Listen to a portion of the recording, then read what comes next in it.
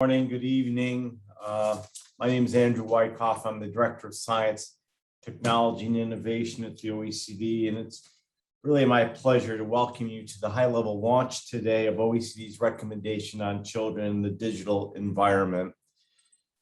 We have a great panel set up to launch this, but let me just provide a few introductory remarks if I could. Clearly, ensuring a safe and beneficial digital environment for children has become a priority, not only for the OECD, but really far beyond our immediate membership.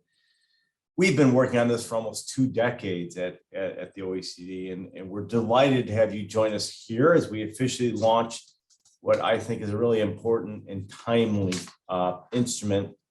We know, excuse me, digital environment's an integral part of our children's everyday lives and interactions.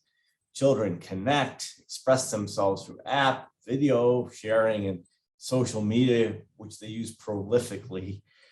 For example, just some of our 2020 statistics show that nearly 2/3 of all European children over the age of 9 use social media accounts weekly.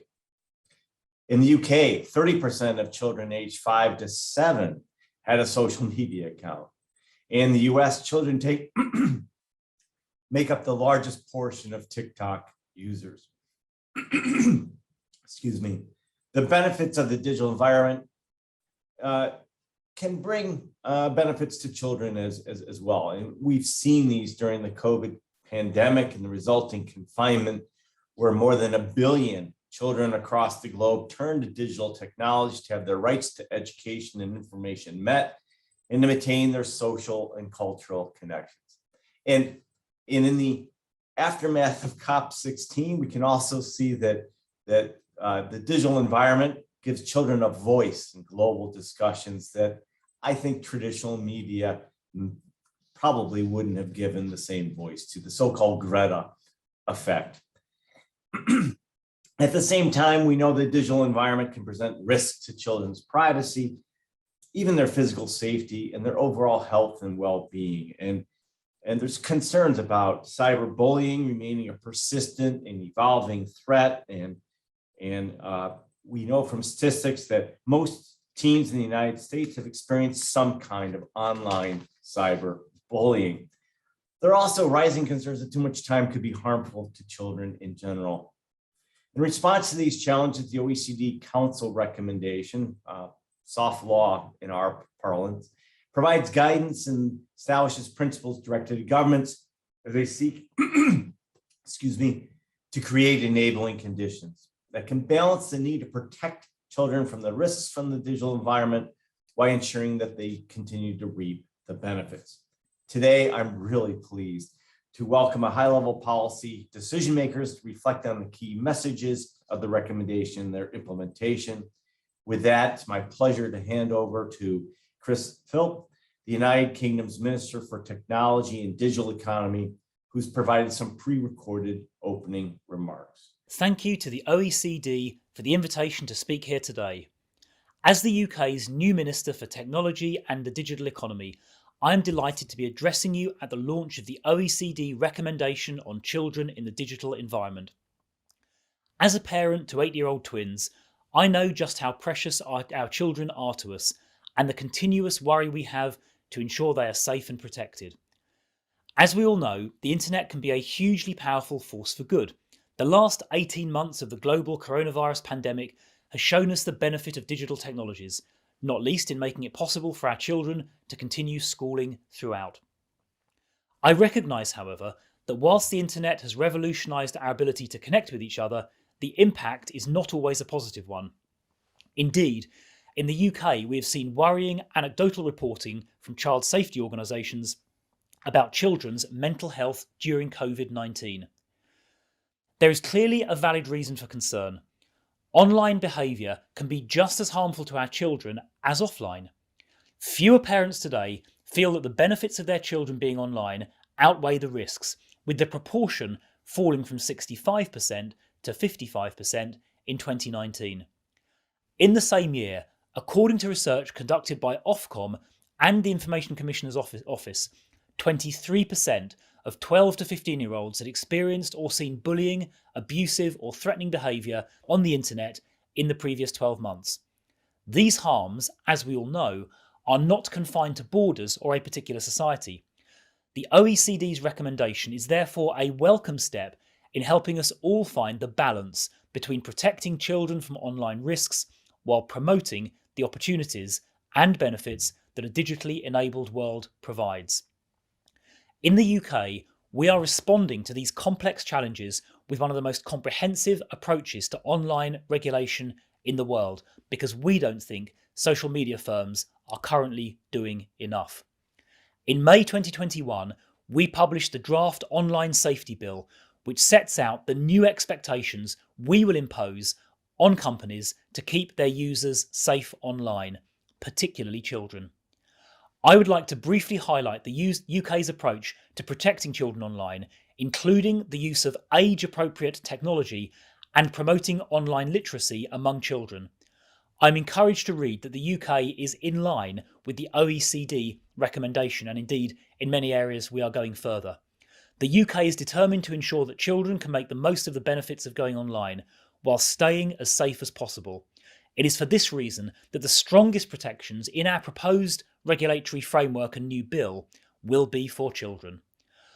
Under our proposals, services such as social media, websites and apps will need to address illegal content such as child sexual abuse and content which assists or encourages suicide.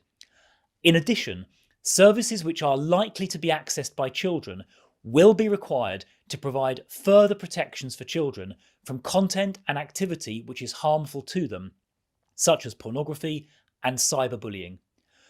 Ahead of our online safety legislation, the UK has already introduced world-leading protections for children's personal data. The Age-Appropriate Design Code, developed by the UK's independent regulator for data protection, the Information Commissioner's Office, came into force in September 2021. Services in scope of the code will need to provide additional protections for children's personal data and design their services with the best interests of children in mind. There is rapidly increasing availability of effective and innovative safety technologies to help identify and protect children online, including making sure children are having a safe and age-appropriate experiences. We expect these technologies to be used to protect children from content that is not appropriate for them. This includes delivering the UK government's commitment to prevent children from accessing online pornography. We expect age assurance technologies, and if necessary, age verification technologies, to be used to assess a user's age and to play a key role in protecting children through the regulatory framework. The UK government is also working to support innovative, robust, effective and inclusive age assurance technologies. This includes the development of an international standard to help establish consistency and benchmarks on important criteria such as security and anti-fraud measures, age confidence levels and privacy. Media literacy is a critical tool for tackling online harms and supporting users to stay safe online. That is why in the summer we published the UK's online media literacy strategy to educate and empower both adults and children with the skills and knowledge they need to make safe and informed choices online. In the context of children, we are drawing inspiration from international best practice. The OECD Recommendation on Children in the Digital Environment sets a gold standard. In particular, it draws the vital link between a lack of digital literacy and increased risk to children of exclusion, discrimination, and bias online. Media literacy seeks to support all our citizens to participate fully in the online world and to do so safely and respectfully. Looking outside our domestic action to support child safety online, international collaboration has never been more important. The threat posed by harmful and illegal content to children is a global one. International cooperation is the most effective way to ensure that all citizens, especially children, can benefit from all the internet offers. Along with actions being taken in other multilateral fora, I'm very pleased that, under the UK's presidency of the G7, we successfully secured agreement to a set of internet safety principles. I was particularly pleased that both the G7 and the G20 fora have committed to complementing the OECD work in this space. The OECD recommendation rightly aims for high standards, and this G7 commitment will, I believe, provide further impetus to delivering the best possible online environment for children right across the world.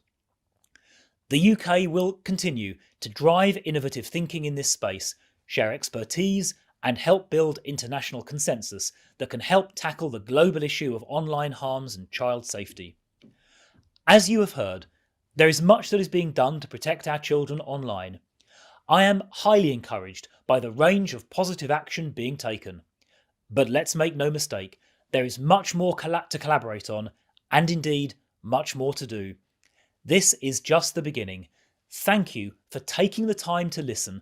I look forward to seeing more of the work that we are doing globally to help make sure that future generations have a healthy, safe, and secure relationship with the internet. Thank you. Thank you, Minister Phil.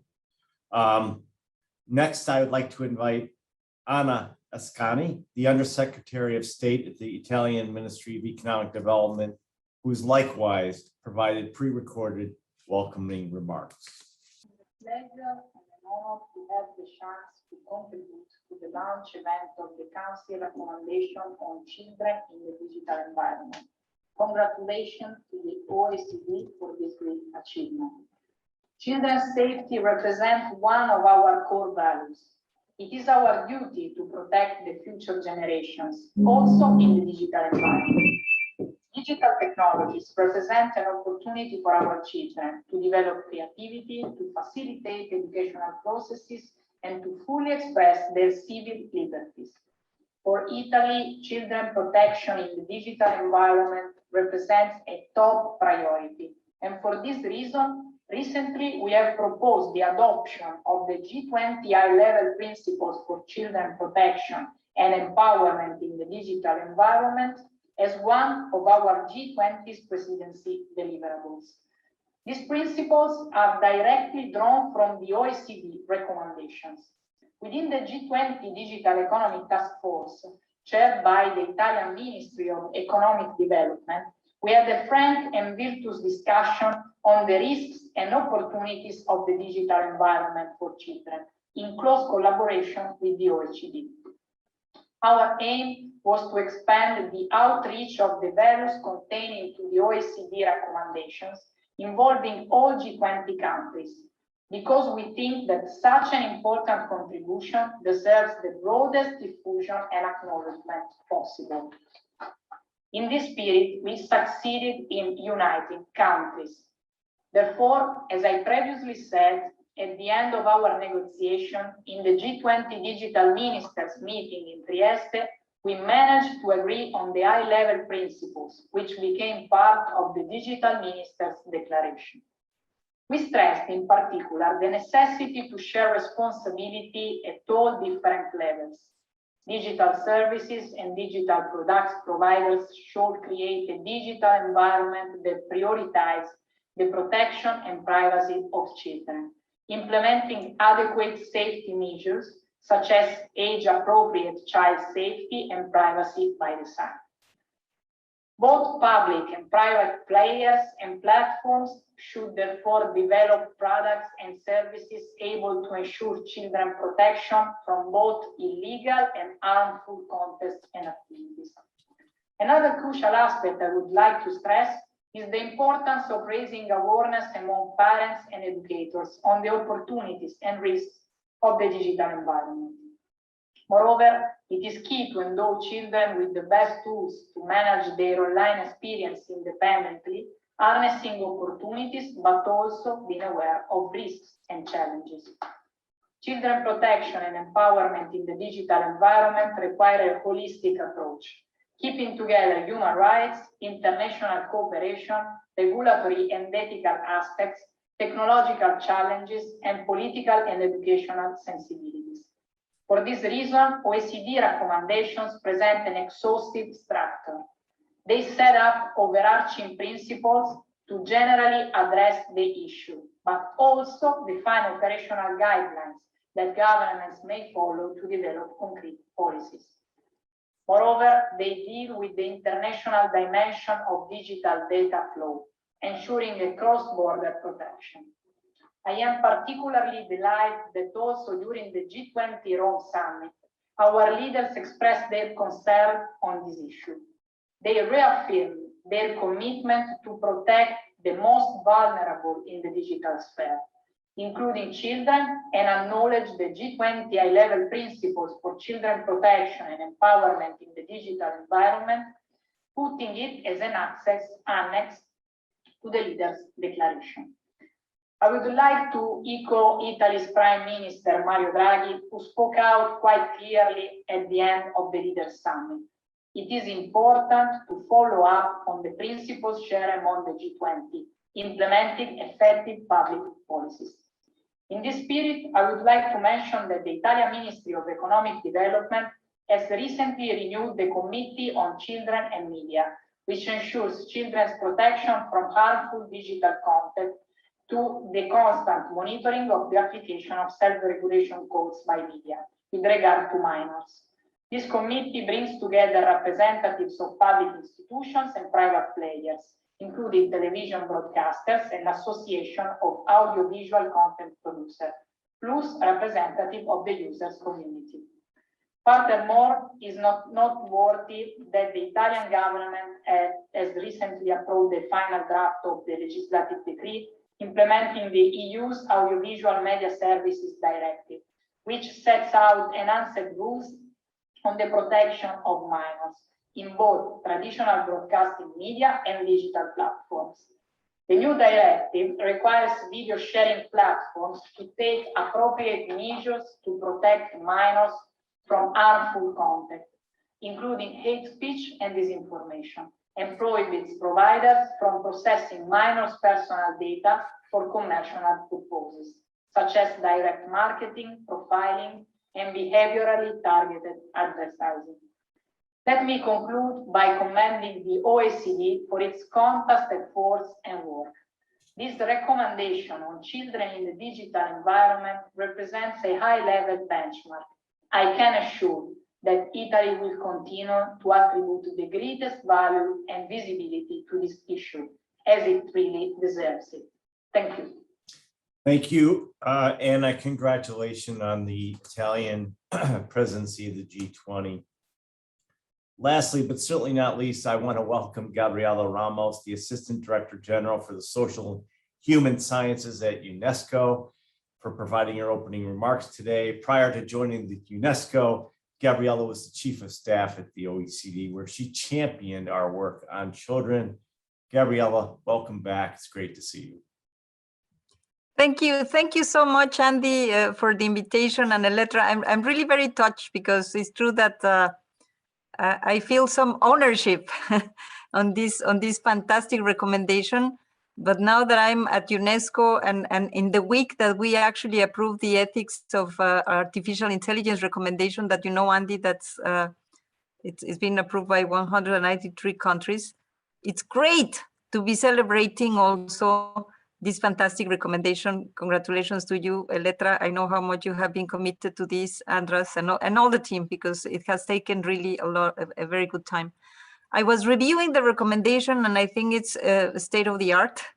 The reality is that you adopt this approach of children as right holders, and this is the way to do it.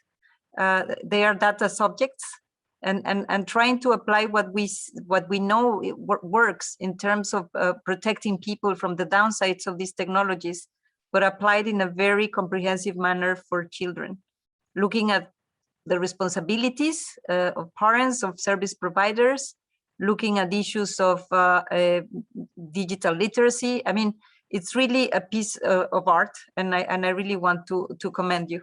And it has been already been mentioned.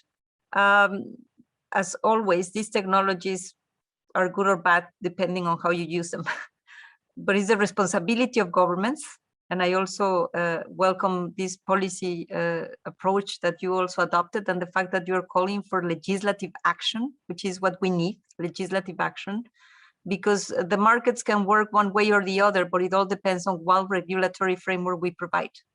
And policy matters. And therefore, I really think that as we heard from the Italian and the UK ministers, if they take these recommendations to their own legislative processes, we will making a lot of progress in terms of maximizing the benefits of these technologies. Some of the data has been already expressed. We know that children can be inappropriately exposed to content that is not for their age. We know that they can be lured to radicalization. We know that they can be lured to several other dangers in the net. We can be trafficked. I mean, there's so many dangers for children. And at the same time, we cannot prevent them from being engaged with these technologies because it's part of their own development and their own managing their agency in the world. But the fact is that for some of the numbers in 2010, only 12% of 11 to 16-year-old children in the UK reported that they have been exposed to hateful content online, while in 2019, it was half of this age cohort. And therefore, we know that this is exacerbating. We know how much this cyberbullying affects our girls, how much they really provoke depression and several outcomes that are not great. Besides, children that are vulnerable offline and are even more likely to be vulnerable in the digital environment. In terms of physical health, children with higher screen time tend to have higher energy intake and less healthy diet and more pronounced indicators of obesity. We know that screen time abuse also conduct to depression and to other problems that you know. So I really welcome this recommendation. And then linked to the work that I'm doing here in UNESCO with the ethics of artificial intelligence, it's the same call that we are all making. It's the same, we're addressing these messages to our members in the sense that human systems, artificial intelligence systems have a profound new role in human practices and society. And of course, if there is vulnerable groups and children are vulnerable groups, they need to be really targeted and look at. They create a new context for children and young people to grow up, develop an understanding the world and themselves, critically understand media and information, and learn to make decisions. And therefore, it's really important. Again, in your recommendation, you make a call for international collaboration. This is something that we also have in our DNA. And we should promote collaborative research into the effects of long-term interaction of children and young people with AI, paying particular attention to the psychological and cognitive impact that these systems can have. And this should be done using multiple norms, principles, protocol, disciplinary approaches, and assessment of the modification of behaviors and habits, as well as careful evaluation of the downstream cultural and societal impacts. And we believe that any decision, and again, I have to say is in your recommendation, should have a multi-stakeholder approach. This is the way. I think that everybody needs to be aware, everybody needs to have a common narrative, and everybody needs to have a common commitment to protect children online. And this is our duty. And therefore, I'm really pleased that you invited me. I'm very happy to know that you have this fantastic new recommendation that was already approved, as we've heard, by the G20, and that we will be supporting wholeheartedly with our own tools here at UNESCO, because we are aiming at the best to protect, but also to enhance the positive impact of these technologies. So thank you so much again, and looking forward to hearing more about the great influence that this recommendation can have in the life of children. Thank you, Gabriela, and congratulations on the ethics and AI work that you've been doing at UNESCO and its approval this week. Cognizant that we're a little bit over time, I want to thank you and Minister Philip and Anna Ascani for your insights and contributions, and want to hand the floor over to Mr. Steve Wood, Deputy Information Commissioner at the Information Commissioner's Office in the United Kingdom and Chair of OECD's Working Party on Data Governance and Privacy in the Digital Economy, to kick off the high-level panel discussions. Good day, Steve. Good afternoon, Andy. Thank you very much for that inspiring opening, setting out the challenges, but also what we can do in the international community to tackle them. So as chair of the OECD Working Party on Data Governance and Privacy, it's been a great privilege to steward the revision of this vitally important OECD recommendation. And it's great to see so many people online for this event today. And I think it shows the depth of interest in this important challenge and what we can do to start to mitigate these risks. And global collaboration on this challenge, as has just been mentioned, is vital to support the exchange on good practice in implementing the global principles that we are starting to agree. And a key component of this is the collaboration between data protection and privacy authorities, both in how they develop their national level standards and guidance and how they approach enforcement. So the regulation ex ante and ex post. Therefore, I'm delighted to have a panel, which I'm going to introduce shortly, of 4 data protection authorities from the United Kingdom, the United States, France, and Italy, all of whom are playing a leading role in this area. But before I turn to the panel, you're just going to get a quick overview of the recommendation from Elettra Ronchi, who is the head of the Data Governance and Privacy Unit at the OECD. So over to you, Elettra, to walk us through the recommendation first. Thank you very much, Steve. If I could have the first slide. But first of all, I wish to join you and Andy Wyckoff in thanking Minister Phil, Undersecretary Ascani, and Assistant Director General Gabriela Ramos for their opening remarks and expression of support and their leadership in implementing this recommendation. So what I wish to do now is provide a bit more detail on both the history and give you an overview of the recommendation to further inform the panel discussions today. I'm speaking also on behalf of a team in the OECD Data Governance and Privacy Unit, which have been behind this work, and particularly my colleagues, Andras Molnar and Lisa Robinson. As already mentioned by Andy Wyckoff, ensuring that children can benefit from a safe and secure digital environment has been a priority of the OECD for almost now 15 years, since the declaration by OECD ministers in 2008 at the OECD Ministerial for the Future of the Internet.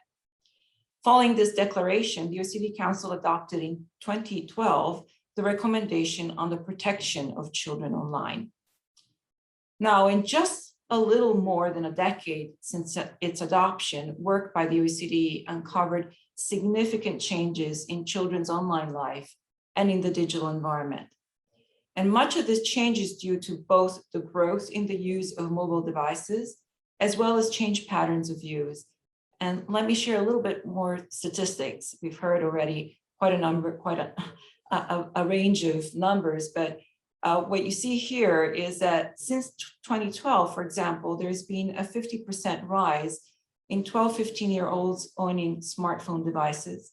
And globally, an estimated 1 in 3 internet users today is a child. Even more importantly, compared to 2012, the digital environment has become an integral part of children's everyday lives and interactions. On average, across the OECD in 2018, 15-year-olds spent 35 hours per week online. The benefits can be tremendous. The digital environment can support children's education, enhance their creativity, and provide social and cultural opportunities. Children are today enthusiastic users of social media, apps, connected games, and are more prone to sharing self-generated content than ever before. Data from the UK, and we've heard some data already before, indicates that 87% of 12 to 15-year-olds have a social media profile. And this increases to 89% of 15-year-olds. So the next slide, please. At the same time, our work shows that along with the evolution in the type and frequency of children's online use, new risks have emerged. And the changed patterns of use have in turn changed the frequency, the nature, and the scale of existing risks. We have developed a typology of risks, which provides useful guidance to governments on these issues.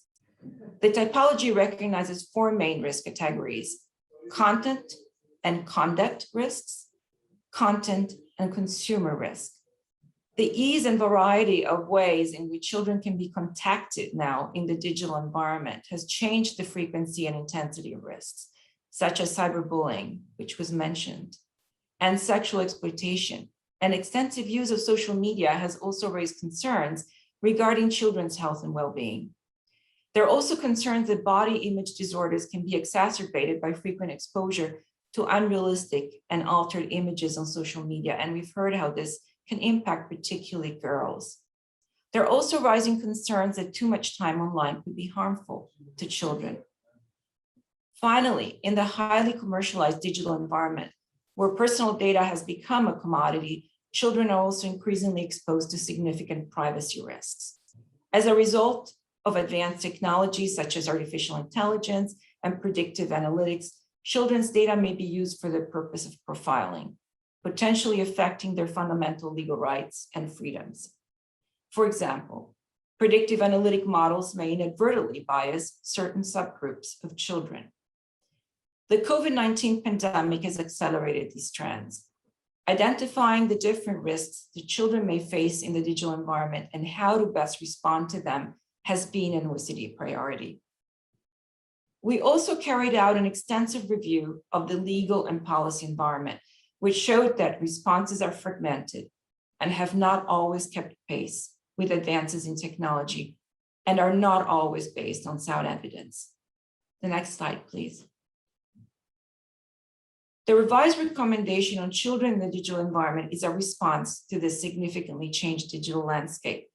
The recommendation, which benefited from extensive multi-stakeholder consultations and the input of a dedicated international group of experts to whom we're very grateful, was adopted on 31 May 2021 by the OECD Ministerial Council meeting.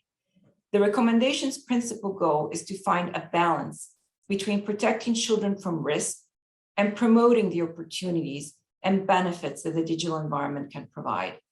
Specific to the discussion today, the recommendation highlights the urgency of protecting children's privacy and personal data and calls for an age-appropriate child safety by design for measures which are proportionate, respectful of rights, and promote inclusion. It encourages multi-stakeholder cooperation. Next slide, please. This slide before you provides an overview of the different sections of the recommendation. As you can see, it includes overarching principles for a safe and beneficial digital environment, as well as guidance for the governments in policymaking and in international cooperation. The first section recognizes the child's best interest as a fundamental value, and as I just highlighted, calls for measures which foster both empowerment and resilience of children and their parents and carers, as well as those that are respectful of rights and promote inclusion. It encourages multi-stakeholder cooperation and child participation. The following section on overarching policy framework calls for coherent policy, effective legal measures, and evidence-based responses. It promotes digital literacy as an essential tool and the adoption of measures which provide for age-appropriate child safety by design. Lastly, the section on international cooperation highlights the importance of international regional networks and seeks to promote continued collaboration and the development of shared standards, as well as information sharing. Now to my last slide, please. Alongside the recommendation, the OECD developed guidelines specifically directed at digital service providers in recognition of the essential role they play in providing a safe and beneficial digital environment. The guidelines have been developed in recognition of this essential role. They aim to support digital service providers in taking actions that may directly or indirectly affect children in the digital environment. That is, in providing services directed at children and those that may not be directed at children, but which children are using in reality. The guidelines are intended to complement the recommendation and to be read in conjunction with it. There is a link between the two documents, which each referring to the other. So the next slide, I will end here. I'm happy to take any questions you have and look forward to the panel discussions. Many thanks.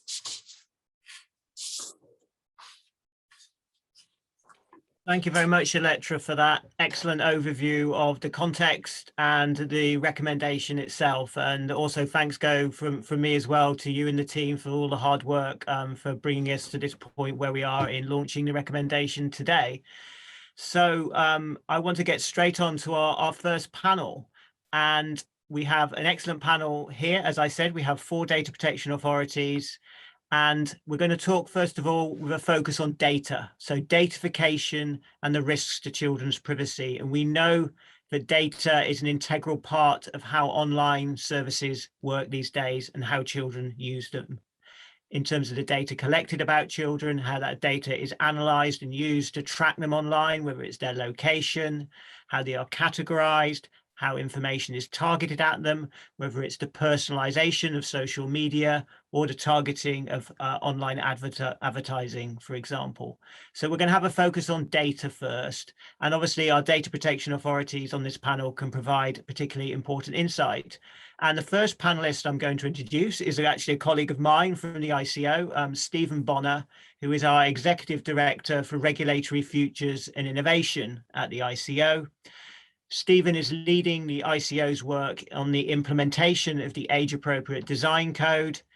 This is a statutory code in the UK. It came into force in September 2020 with a 12-month transition period for organisations to conform to its standards. It contains 15 standards that all online services need to follow if children are likely to access their service. It takes a risk-based approach focused on default settings and ensuring that children can have the best possible access to online services whilst minimising data collection and use. So I want to turn to Stephen with an opening question here. How does the age-appropriate design code balance the children's need to realise the benefits of the digital environment whilst ensuring that their privacy is protected? So over to you, Stephen, for your opening thoughts on this question. Thank you, Steve. And I mean, absolutely, we recognise and celebrate the value that digital technologies offer to children. As we've heard so many times already, it's become even more important in the recent past when their connectivity, their play, their education has relied on these technologies more than ever. And the Commission is very clear in her forward of the code. The code seeks to protect children within the digital world, not protect them from it. You know, there have been times historically where we've looked to limit children's access to these services so they may be dangerous. Instead, we look to make sure they're designed appropriately for the children so they can take advantage.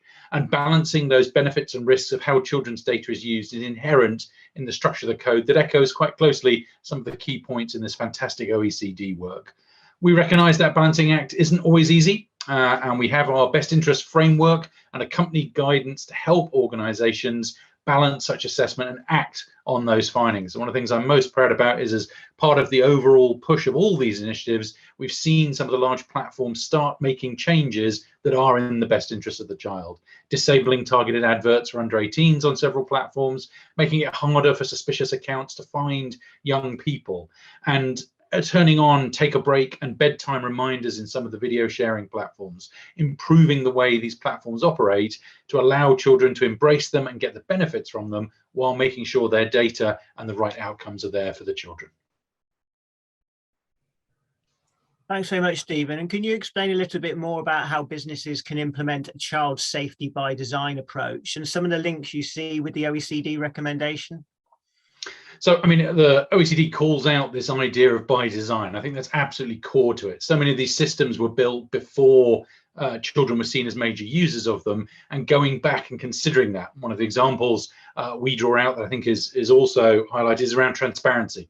Is making sure, you know, so often we come across privacy statements that are in dense legalese that even adults have difficulty understanding. And one of the requirements of the code is that things are appropriate for the age of the children using that service, that is explained in a way they can understand, or highlights that they may need to get a parent, guardian involved to take action. So I think that making sure you've designed in for children from the start and that you're making things appropriate for the age of the users and adapting that based on the different usage. We're not looking to infantilize adults' use of these services, or the older teens. They will have a very different experience from the very young teenagers and below, who obviously need a very different experience. And services designing that in from the start is how we achieve these kind of fantastic outcomes.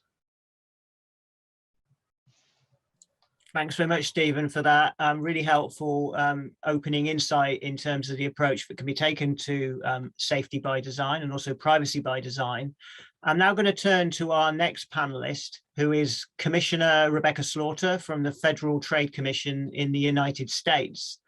And the United States has the Children's Online Privacy Protection Act, normally known as COPPA, that the FTC is responsible for enforcing, and that's been in place for over 20 years. So the United States has been at the vanguard of these issues, particularly in the early days of the internet's development. And the COPPA law places parents in control over what information is collected about young children online, and the FTC has a strong track record of investigating and bringing actions against companies that have broken the law. So, Rebecca, my first opening question to you is, why is the protection of privacy of children online so important? And reflecting on some of the enforcement and the rules that you set in FTC, what role can a regulator like the FTC play in protecting children from these particular risks? So could I have your opening thoughts on that question? Sure, thank you so much, and thank you for having me. I'm going to give two quick caveats before I dive into answering. The first is that I'm speaking for myself as a commissioner and not for my fellow commissioners in the FTC as a whole.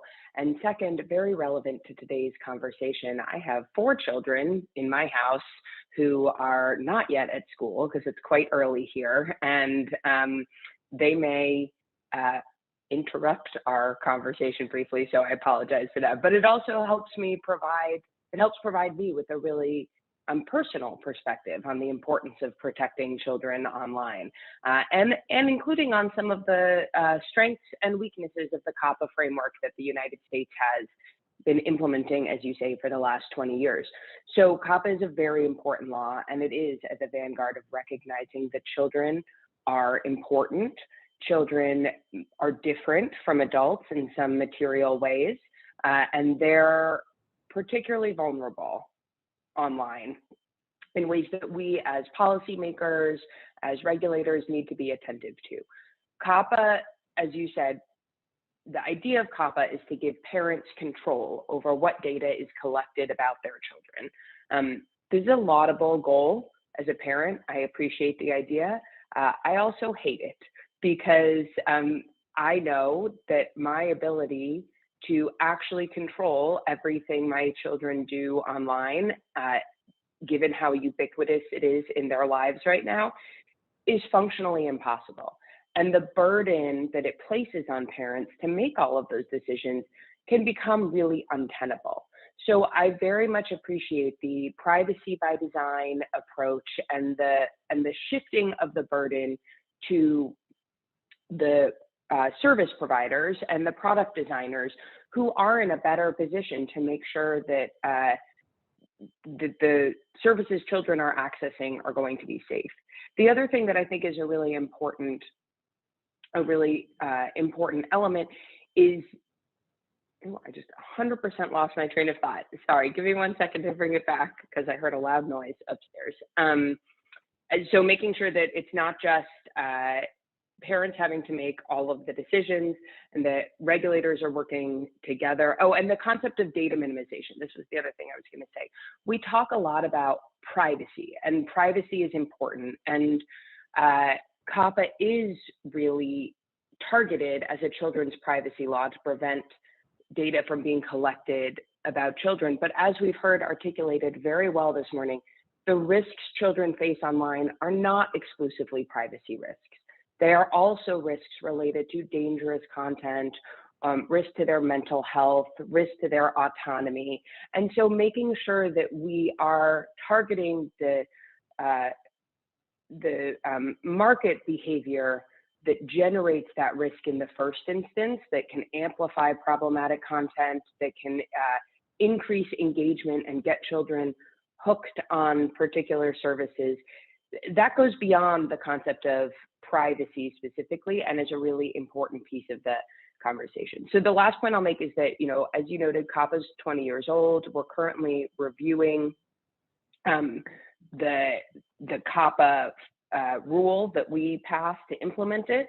We're also currently conducting a very important study on social media and video streaming services and how they collect and use data and do targeting. And Congress is considering a whole bunch of different legislative approaches. So I think we are in a moment, a real inflection point in the US, where we're watching what our colleagues are doing abroad with a lot of interest and trying to identify ways that we can work consistently and collaboratively to move forward, especially on some of the trickier issues, including around older teens. COPPA protects kids under 13.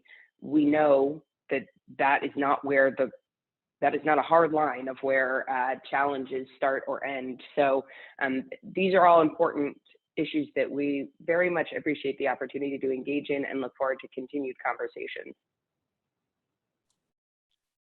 Thank you very much, Rebecca. I think for that very frank exposition of all of the different challenges that are faced in this environment and how we need to tackle them. And I think particularly the last point you made about the full spectrum of ages that we need to consider, particularly as well. The OECD recommendation focuses on, the United Nations definition of a child. So that's anybody under the age of 18. So how do you deal with that spectrum of users when you have children who are learning to use iPads before they ride bikes, right up to, as you say, those older teens? And I think that's an important challenge, and we have to think about how we can use that by design approach to tackle some of those issues. So we may come back to that later in the discussions if we have time.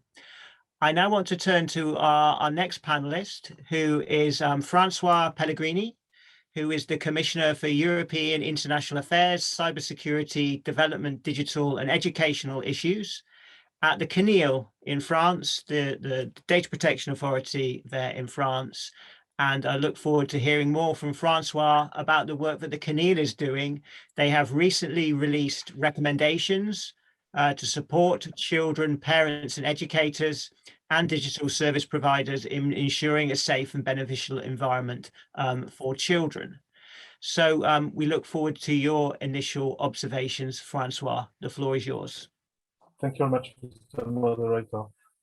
Ladies and gentlemen, delegates and commissioners, in the name of my Lord Denis, President of the CNIL, I am pleased and honored to be invited to take part in today's launch event to highlight the importance of the updated OECD recommendation and support the university and data protection in digital sensible. I will switch to French right now.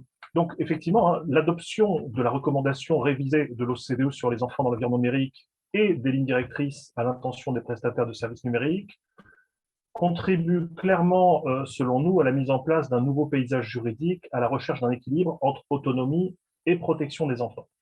Et à cet égard, je salue le très important travail réalisé par le secrétariat du groupe de l'OCDE, auquel la CNIL a eu l'honneur de participer, de contribuer aux côtés d'autres experts.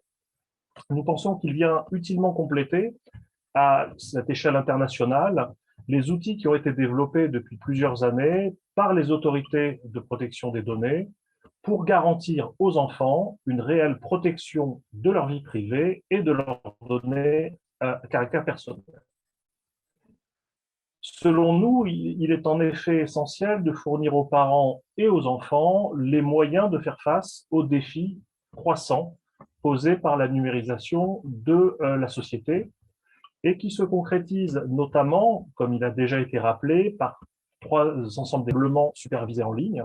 Ensuite, une marchandisation accrue des données des enfants, révélant leurs préférences, leur identité en construction et leurs habitudes de vie. Et l'absence de conscience des mineurs des techniques qui sont mises en œuvre pour les inciter à adopter certains comportements d'achat ou à fournir toujours plus de données. Pour sa part, donc, la CNIL a publié en juin 2021, récemment, 8 recommandations qui apportent des conseils pratiques centrés sur la protection des mineurs en ligne dans leur usage d'Internet. Ces recommandations font suite à une consultation publique qui a donné lieu à plus de 700 contributions, à un sondage auprès d'un échantillon de parents, mais aussi d'enfants que nous avons impliqués dans cette démarche, ainsi qu'à une série d'ateliers avec des mineurs afin de recueillir leur perception de la vie privée et de la protection des données.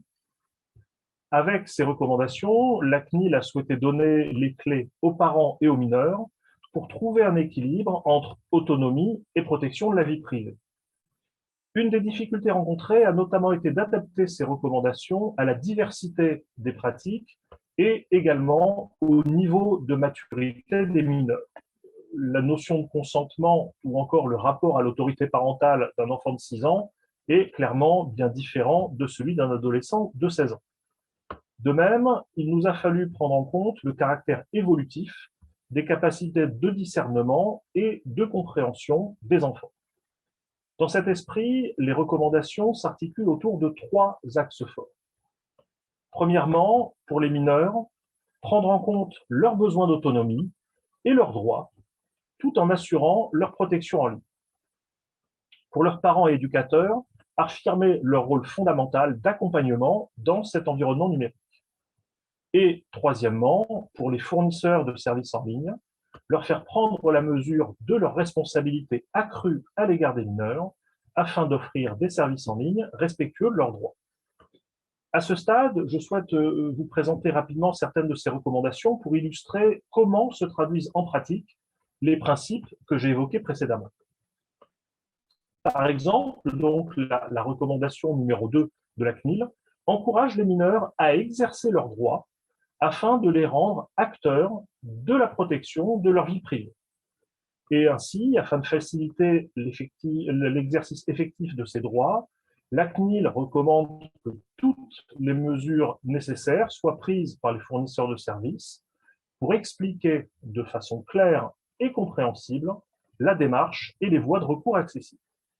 Cette recommandation a suscité une très forte adhésion lors de la consultation publique, où 80% des personnes ont estimé utile que les mineurs puissent exercer seuls leurs droits d'accès, de rectification, d'effacement et d'opposition. Par ailleurs, au titre des recommandations numéros 6 et 8, la CNIL a insisté sur le besoin de renforcer, en particulier, l'information et les droits des mineurs par le design. En premier lieu, les responsables de plateformes et de services en ligne doivent faire l'effort d'afficher une politique de confidentialité ainsi que des conditions générales d'utilisation des services adaptées aux mineurs et notamment par leur clarté, leur simplicité et leur attractivité. Et sur ce point, la CNIL a co-construit, lors d'ateliers avec des jeunes et leurs parents, des interfaces d'information accessibles sous forme d'études de cas qui ont ensuite été publiées sur notre site. Enfin, s'agissant de la question essentielle de la vérification de l'âge, question complexe mais déterminante pour protéger les enfants, la CNIL a essayé, dans sa recommandation numéro 7, de développer une approche qui s'appuie sur la prise en compte de plusieurs facteurs. En effet, la CNIL a mené une étude comparative sur les dispositifs existants ou envisagés, qui a montré que les mécanismes sont généralement insatisfaisants à 2 titres. D'abord, certains reposent sur une collecte massive de données à caractère personnel, et d'autres, moins intrusifs, sont cependant inefficaces parce que trop aisément contournés par les mineurs. Par exemple, les systèmes déclaratifs ou de vérification par courriel. Et donc, afin de pallier ces défauts, la CNIL a souhaité promouvoir des systèmes qui soient proportionnés, c'est-à-dire adaptés en fonction du niveau de risque associé au traitement, des publics visés, des données traitées et des technologies disponibles. Également qui minimise les données collectées, puisque tout système devrait être conçu de façon à limiter le recueil des données à caractère personnel à ce qui est strictement nécessaire, et robuste pour les traitements à risque, bien sûr, les systèmes purement déclaratifs devront être exclus. Et également, parce que c'est possible, donc reposant sur l'intervention de tiers, un tiers de confiance qui va assurer un contrôle préalable de l'identité et de la qualité des intervenants, notamment l'attribution de l'autorité parentale. Donc, pour conclure, je ne vais pas être plus long. On peut relever que les objectifs désignés par la recommandation de l'OCDE sont pleinement convergents avec les priorités mises en avant par de nombreuses initiatives nationales, européennes et internationales d'envergure. Et à ce titre, je mentionnerai également dans notre agenda récent la résolution internationale portant sur les droits numériques des enfants, qui a été adoptée le 21 octobre dernier par nos autorités mondiales de protection des données réunies en conférence annuelle du GPA, portée donc à l'initiative de la CNIL et de l'autorité de protection des données italienne que je salue ici. Et donc, cette résolution a déjà été co-signée par 21 autres autorités dans le monde. Donc, effectivement, pour assurer la traduction opérationnelle de ces travaux, il va falloir développer une politique globale d'éducation citoyenne au numérique, donc amplifier la diffusion de conseils pratiques et élaborer de nouvelles ressources pour mieux faire connaître et comprendre la protection des données. Et donc, clairement, comme cela a été rappelé par tous les acteurs qui m'ont précédé, il faut maintenant collectivement mobiliser de manière concrète l'ensemble de la chaîne d'acteurs, y compris d'ailleurs les pouvoirs publics, pour qu'ils reprennent à leur compte ces différentes recommandations. Clairement, tous sont des artisans essentiels de la construction d'un environnement numérique sûr et adapté aux bonnes pratiques numériques des enfants et des jeunes. Je vous remercie pour votre attention et bien sûr, serai heureux de répondre à vos questions. Thank you very much.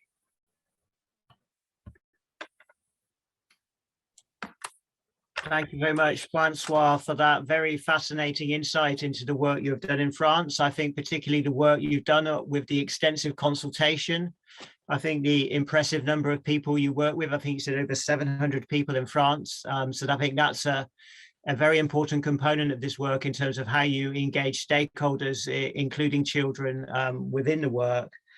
And it's been very interesting as well to hear about your approach to age verification in France as well. And I think that's a topic hopefully we might be able to return to. And I can see there's some questions about that topic in the chat building up as well. So I want to turn to the last panelist now, who is Ginevra Carina Ferroni, who is the Vice President of the Italian Data Protection Authority. So earlier this year, the Italian Data Protection Authority took decisive action to address concerns that children under the age of 13 were able to register for and maintain accounts on social media platforms and for the processing of personal data that related to that. So the outcome in this case taken forward by the Italian Data Protection Authority highlights the important role that data protection authorities can play, particularly regarding these issues of age verification, but also a number of issues that are highlighted in the recommendation. So the engagement with digital service providers, the technical measures needed in terms of safety by design, and also the importance of awareness raising in terms of the protections that are needed in the digital environment. So I'd like to ask the Vice President to reflect on this case and also the guidance contained in the OECD recommendation. And what do you think that we can do to ensure that digital technologies are being used proportionately and appropriately, and that children's participation in social media doesn't endanger their health and well-being? So over to you. Perfect. Fine, so fine. Good afternoon to you all. Thank you, Chair. But I think that the question we are trying to answer today is how to effectively defend children from online threats. What young people lack immersed even before learning to read and write in this digital growth that continually, inexorably and unconsciously extract sensitive data and information from them is knowledge. A very specific knowledge, because intuitively learning how to juggle the internet and in apps does not mean being able to fully understand the hidden risk and know the rules of an often conventional and unwritten code. It's necessary to transmit and make sensibly perceived what also and especially in the internet is the value of personal integrity and identity, which passes from the protection of data and personal information. Children must be guided by parents when having a device in their hands. Parents should be aware of what their kids see and hear on the internet, who they meet, and what they share about themselves. Talk with your kids, use tools to protect them, and keep an eye on the activities should become the mantra of every accountable parent. I like to think of a sort of accountability, such a valuable concept in data protection, even for parents, so that they become really responsible for the risk of children online. And children cannot be left alone in front of shocking image that they are not ready for. A banner that appears while they play is enough to end up, for instance, on a pornographic site. We would never let an 8-year-old child ride a motor scooter, since we clearly perceive the danger. It's time to have the same attention when we are on the sofa with our children. We therefore need a new literacy, but for everyone, and perhaps for those who have parental responsibilities in the first place.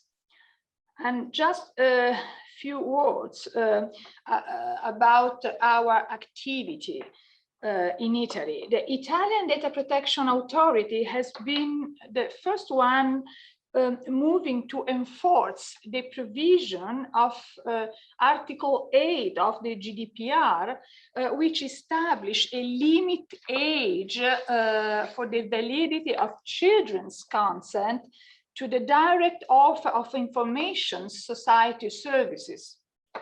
The procedures launched against TikTok issued from the emergency measure adopted on last January, following the death from asphyxiation of a 10-year-old girl participating in a so-called blackout challenge on the social network, and led to the adoption of significant measures by the social app. The obligation for all Italian users to reconfirm their age through an age gate has led from the day of its activation to the blocking of over 316,000 accounts, while the introduction of the simplified functionality for reporting users suspected of having an age below the permitted age contributed to an increase of more than 35% in the number of suspected under 13-year-old accounts that were removed from the platform in Italy. In total, therefore, the provision has already contributed to the blocking and removal of over 424,000 accounts. What started earlier this year by the Italian Data Protection Authority, in addition to being an important forerunner in the field, is perfectly coherent with the work undertaken by the DGP for the revision of the recommendation of the OECD Council on Children in Digital Environment, in particular, as it encourages the development and adoption of technologies for the protection of children online that respect the rights of children and the freedom of other internet users. The Italian Data Protection Authority welcomes fostering further research on privacy protections, interoperable and user-friendly technical measures, including parental controls and age verification systems. Thank you. Thank you very much for those final observations. I think particularly your opening remarks about the importance of a new literacy for everybody, including parents and children, I think is very important. And also your direct experience of the enforcement action you have taken in Italy and the impact that has had as well. And I know lots of other authorities around the world are seeking to learn from your experience. So thank you very much to our four panelists who have spoken so far. I think we've had a really good introduction to their perspectives on the topics from a national level. And I would just like to ask a question to all of the panelists about international collaboration. So we have the OECD recommendation, which is launched today, and we understand its aims and objectives. Those have been set out, and we know that these are issues without borders. So from your perspectives as data protection authorities, how can the recommendation, which aims at setting common standards, be used to influence coordinated policy making and greater international regulatory cooperation? So could I just ask you, Stephen, for your views on that, first of all? I think we sometimes see resistance from the large platforms to say, oh, it's very expensive to offer different things in different areas. I'm not sure how convincing that is, but what I am certain of is when we as a global community set clear standards we all agree to, like these OECD standards, that removes any excuse for action for global players. It gives them regulatory certainty, it provides a simpler way for them to comply and allows that to happen quicker. So clearly it is in interest of achieving the best outcomes most quickly if we can find common ground and push that common ground. So international cooperation, absolutely essential, and delighted to see so much happening from our panelists today and beyond of those who obviously care about this important issue and are driving it forward. Okay, thank you, Stephen. Rebecca, can I turn to you for your perspective on that question? Yeah, I very much agree with what Stephen said. I think that, you know, these are issues, as you say, without borders. These are global companies. The services are being offered globally. And so what we want is there to be a race to the top, not a race to the bottom in terms of how services are being provided. The more convergence we have on an international level, the more I think we can facilitate that. But at a minimum, I take heart in the fact that as our partners, our enforcement partners in Europe and elsewhere are raising the bar on some of these issues, that actually will have spillover effects in the United States in terms of how services are provided. And I hope that that can incentivize us to raise our own bar. So I think the international cooperation is important, but there are benefits to each country moving to create that international synthesis. Okay, thank you very much. It's good to see the 2 points there from the UK and the US. Can I turn to Francois now and your perspective from France on that question? Oui, thank you, Mr. Moderator. Je parlerai en français. Donc, en fait, il faut que, alors peut-être que les gens qui sont ici autour de cette table virtuelle ne connaissent pas le fonctionnement européen des autorités de protection des données, mais déjà, avec l'entrée en vigueur du RGPD, toutes les autorités de protection des données européennes se coordonnent au sein du Comité européen de protection des données, European Data Protection Board, qui effectivement permet déjà, à travers un certain nombre de discussions dans des groupes de travail, d'harmoniser les positions de chacun. Et en termes donc de respect des droits, il y a maintenant un mécanisme de coopération de ces mêmes autorités pour faire respecter les lois de protection des données de façon uniforme dans l'Union européenne autour du mécanisme d'autorité chef de file qui va piloter les travaux de traitement, par exemple, des plaintes qui pourraient être reçues. On a vu effectivement des amendes qui avaient touché durement des grands acteurs du numérique, des amendes assez élevées, hein, pas plus de 700 millions d'euros pour l'un, qui montrent bien que ce problème est pris extrêmement au sérieux par les autorités de protection des données, et qu'elles pourront agir de façon coordonnée. Madame Slaughter a parlé de raise the bar, de monter le niveau en faisant en sorte que le RGPD délivre l'ensemble de ses promesses pour la protection des personnes en général et des enfants en particulier. Un point d'ailleurs aussi, j'ai cité la Global Privacy Alliance et effectivement cette résolution.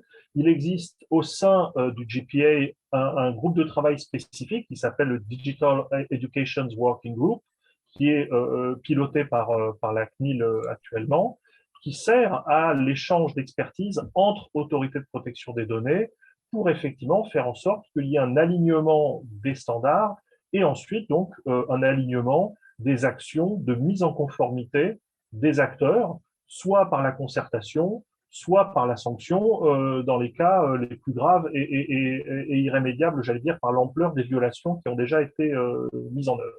Mais j'insiste bien, et c'était un peu l'objet de ce que je décrivais dans les recommandations de la CNIL, ce qui est important, c'est l'éducation de l'ensemble des parties prenantes. C'est-à-dire que l'enfant doit être réveillé à l'hygiène numérique, de la même façon que à l'école, il apprend l'hygiène pour se laver les mains avant d'aller à la toilette et d'en revenir.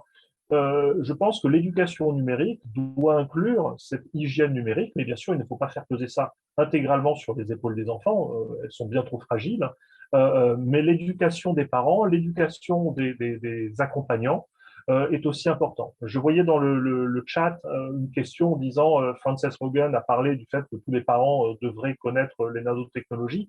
Non, il y a besoin d'avoir des passeurs, et ces passeurs, ça peut être en France, on a une action qui s'appelle EducNum, l'éducation au numérique.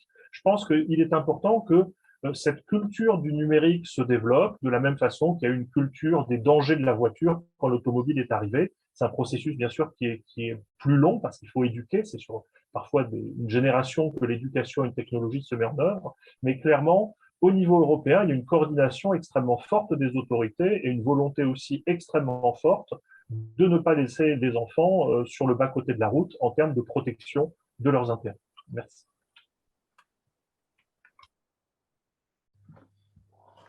Thank you very much, Francois, for those observations and for picking up on that point in the chat about digital literacy. So that was very helpful as well. Can I now turn to Ginevra from Italy? Do you have any observations on the question? Yes. First of all, an agreed common global system for age verification should be developed and implemented. An age verification system that is, however, the least invasive as possible, respectful of the principle of the GDPR and of the specific characteristics of the age. Also because otherwise, the remedy would cause greater damage than the problem itself in terms of protecting children's data. Each measure must be proportional to the purpose. This is, moreover, in full accordance with the provision of the resolution on children's digital rights adopted by the GPA last October, and which we are co-authored together with the CNIL already mentioned. And secondly, we need joint initiative in order to be able to speak with a single voice. Inhomogeneous responses are the most harmful. We need to ensure that the protection of children's data remains a permanent issue and a priority in international agenda. Thank you. Thank you very much for those really powerful closing words. So, acting with a single voice and how that homogeneous voice can be very powerful, I think is a really good way to think about the way data protection authorities can work together in this area. Sadly, I'm afraid the clock is against us, and I think we could go on for about 2 or 3 hours on this topic. I know I easily could, but I'm afraid I'll have to draw this panel to a close because we are running short on time. I am going to extend this webinar for a bit longer past its planned closing time. I've just had a word with the Secretariat and we have the system available to us at least for another half an hour. So please do, hopefully you can stay with us for our second panel. So Thank you very much to Stephen, to Rebecca, to Francois and Ginevra for their excellent observations. And I will now turn to our next panel, which is focused on the topic of multi-stakeholder engagement. So this is another really important component of the OECD recommendation, and about how all stakeholders from a wide range of perspectives need to be involved in the development of policies in this area. And we have a really good range of speakers who I will introduce in turn to talk about the perspectives here from a range of areas, from academia, from NGOs, from commercial organizations, in terms of what they will bring to this subject from their wider perspective. And we have an excellent opening speaker who a number of you will know very well, Sonia Livingston, who is Professor of Social Psychology at the Department of Media and Communications at the London School of Economics and Political Science. So you've just heard there, Sonia, from a number of different privacy commissioners about the work they've undertaken. But much of your research is focused on children's perception of their own privacy, as well as the complexity of the issues they face in this environment. So can you share your views with us about how we can support children to better understand the risks to their own privacy in the digital environment, and how they can be protected and empowered, and particularly what the role of the law is in this area, or how we need to go beyond the law? So over to you, Sonia, for your perspective. Brilliant. Thank you so much, Steve. And it's a pleasure to have the opportunity to speak at this event today. And I'll add my words to those of others in very warmly welcoming the OECD recommendation. And it was a pleasure to engage with everyone in working on it. And it's brilliant that it's now out there and we're talking about implementation. Yes, I have thought a lot about where does a social psychologist, someone concerned with what children do with technology in their home, in their schools, in their everyday life, where does this fit into this wider regulatory framework and the debates that we're having about law for children's privacy, data protection and safety. And I guess what's increasingly clear to me is law is vital, but not enough. It's vital as a normative framework, setting out rights, responsibilities, and values. It's vital as a framework for stating the necessary actions for digital service providers and other actors, including government and regulators. And of course, it's vital for compliance and enforcement to make what's stated in the law actually happen. But there are lots of other actors that have roles and responsibilities in the recommendation and more widely. So the OECD has particularly prioritised actors including the digital service providers, parents, carers and legal guardians, teachers and educators who play that vital role in digital literacy that we have already discussed, and children themselves. And as you say, Steve, my work has focused a lot on children, what they understand, what they can understand of this incredibly complicated data ecology and digital environment that we are building around them. And I did just want to point to all the kind of some of the other actors who also have a role to play, and the list is endless. But I'm currently working, for example, with clinicians and professionals who work with children, who advise children and kind of support children when something goes wrong. They need to understand and be brought into this conversation. I often, when I'm interviewing parents and teachers and children, I find myself combating what it is that the mass media has said, the myths, the misunderstandings, the panics that are promoted by our media environment. They need to be brought into this conversation. And then there are many others. When we were drafting, I worked with the UN Committee on the Rights of the Child to produce General Comment 25 on children's rights in the digital environment, and we thought about so many other stakeholders. The legal profession, they need to understand so that they can defend children's rights and bring actions where appropriate. researchers, the research community itself doesn't always understand the complexities of data protection. And then all of those in the larger digital environment, venture capitalists, startup funders, data brokers, standard setting bodies, and then into civil society, librarians, I don't know, information providers. So you know, it is very complex. And I think we could say very clearly that, you know, without the law, children's privacy and data protection online won't happen. But without all those other actors, and they are many, the law will lack legitimacy and trust.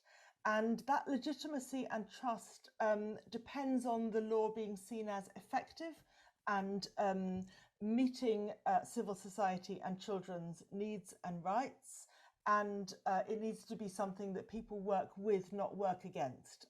And there's a lot of talk about how children try to kind of evade child protection mechanisms and privacy mechanisms. I don't think it's fair to describe children as evading, but I do think we need a better relationship of mutual understanding and action.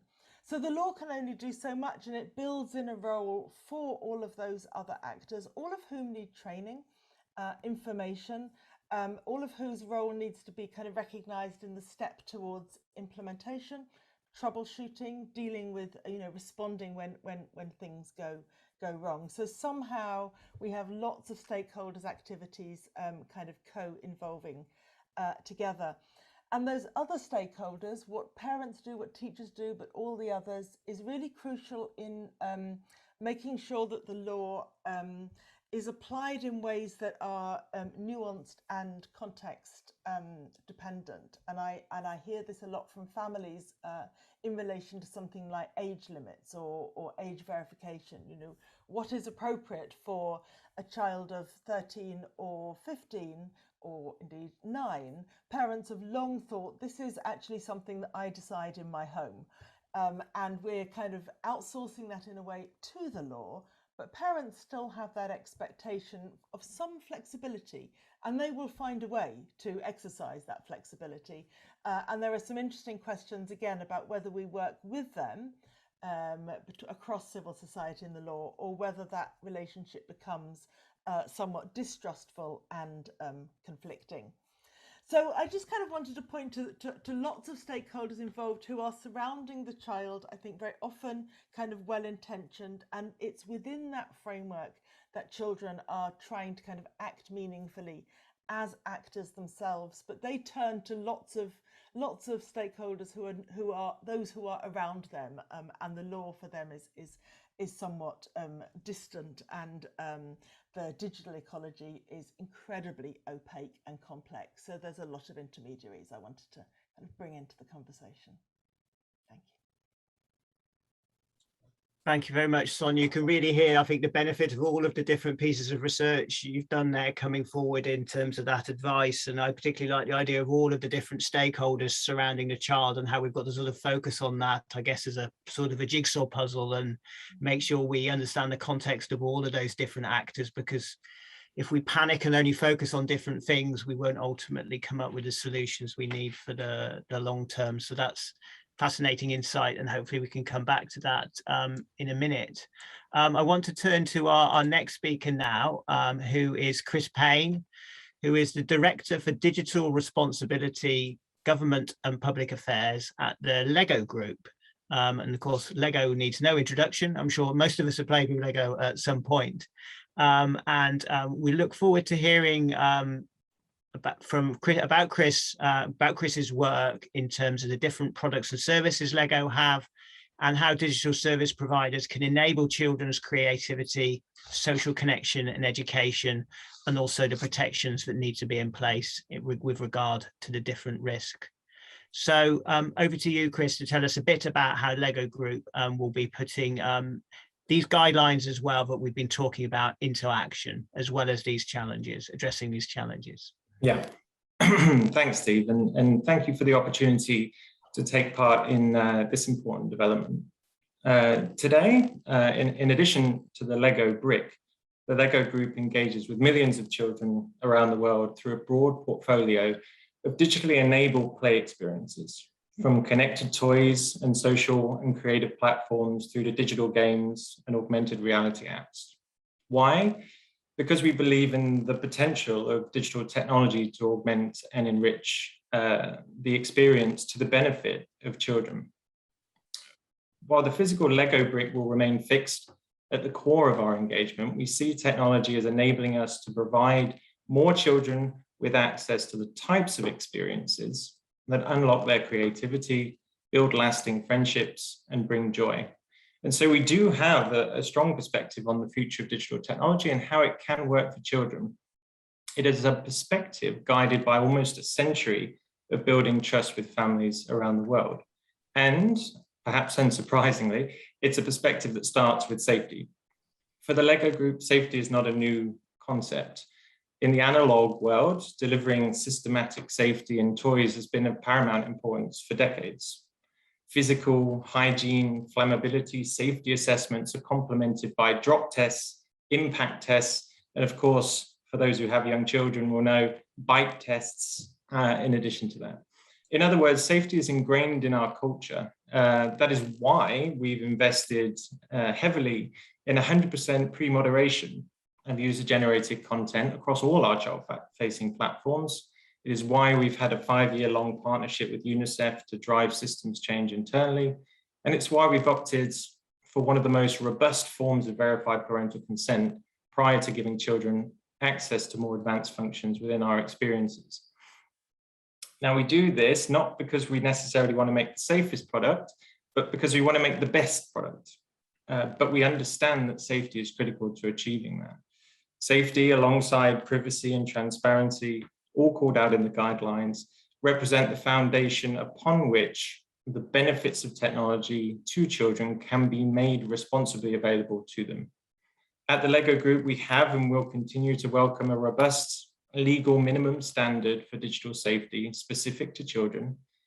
We welcome that things are headed in this direction, and I believe that we are imminently approaching a moment where companies that do not take safety seriously risk losing their license to engage with children going forward. Yet while safety and protection are critical to building a strong foundation, we cannot lose sight of the importance of what is built on top of that. And I think that alludes to a lot of comments that have been made earlier. At the Lego Group, our promise to children may begin with the prevention of harm, but it extends far beyond that. It extends to supporting and empowering children in the round, unleashing creativity, curating empathy, and building social connections. And so it's this ability to strike the right balance, right? The balance that's called out in the recommendation between protecting children from risk and promoting opportunities.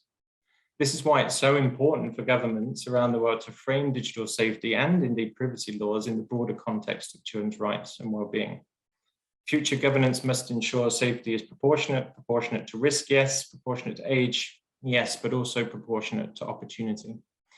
And I suspect critical to this will be the ability to begin codifying these opportunities similarly to how we've done with harms, creating a taxonomy of benefits that have their roots in child rights framework, giving them life in regulation and in design decisions. Exciting work is already being done. One great example that I couldn't not mention is the Digital Futures Commission, headed by Sonia, which is a really leading example of multi-stakeholder efforts to codify play within a digital ecosystem. You know, governments have a clear role in creating this space for positive innovation for children. And with the metaverse seemingly just around the corner, building a model for good design that includes but is not solely defined by the absence of harm feels essential. We welcome this recommendation. We believe it will get us towards this outcome. We welcome the guidelines in addition to that, and we look forward to working together with the OECD and national governments and regulators towards its implementation.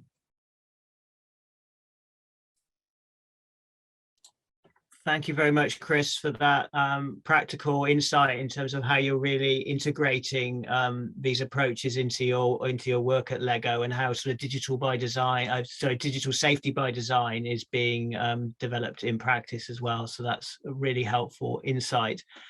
I'm now going to turn next to an NGO. So we're going to hear from Justin Atlam, who is the director of E en France.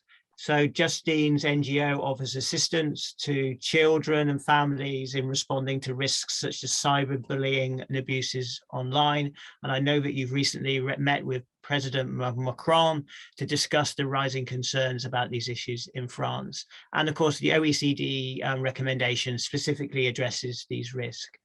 So from your perspective, Justine, what is the scale of this issue and how important is it for both the private and the public sector to engage with NGOs such as yours to address these risks? And how can your NGO help the implementation of the OECD's recommendations into practice? Hello, thank you for the invitation. I'm going to speak in French as a so French participant, but just hello in English.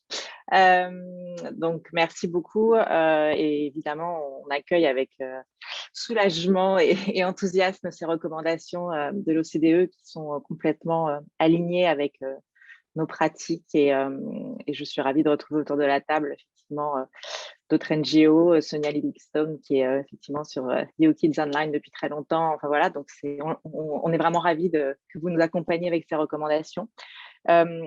Effectivement, j'ai eu l'occasion d'échanger avec le président Macron dernièrement, notamment à l'occasion du Paris Peace Forum, sur effectivement cette problématique du cyberharcèlement. D'ailleurs, en France, aujourd'hui, c'est la journée nationale contre le cyberharcèlement, sur laquelle le président a eu une prise de parole et un certain nombre d'annonces. C'est un sujet majeur, mais qui en fait couvre tous les usages d'Internet. On voit bien que toutes les questions regroupent sur cette question. Le cyberharcèlement est très prégnant, alors en France et dans d'autres pays, mais en France, c'est vrai qu'on a mené des études là-dessus récemment et qui nous a permis de sensibiliser le gouvernement et le président. On arrive à un chiffre aujourd'hui, selon une dernière étude, de 20% quand même des enfants et adolescents français qui disent être victimes de cyberharcèlement, qui est quand même un sujet majeur et inquiétant de la proportion et de l'isolement dans laquelle les jeunes se trouvent et l'impuissance et la frustration à laquelle sont confrontés les parents pour effectivement prendre ça en charge et savoir comment à la fois accompagner leurs enfants à profiter des bénéfices du numérique qui sont maintenant relativement bien identifiés, ça c'est très positif, mais tout en gardant leur place de parents et d'encadrement évidemment qui est l'enjeu majeur que nous partageons aujourd'hui.